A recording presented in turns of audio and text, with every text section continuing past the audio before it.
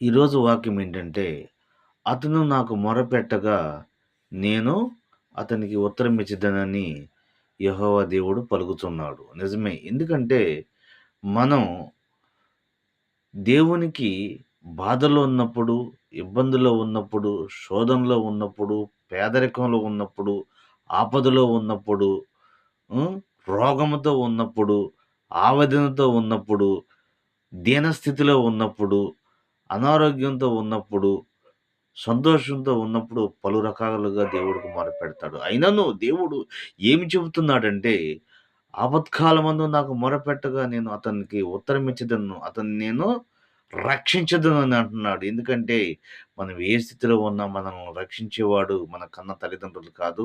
మనల్ని ప్రేమించేవాళ్ళు కాదు. దావీదు కుమారుడైన యేసయ్య మనల్ని ప్రేమించేవాడు. దేవుని స్తోత్రం. హల్లెలూయా! ఈ చిన్న వాక్యాన్ని దేవుడు దీవించును గాక. ఆమేన్.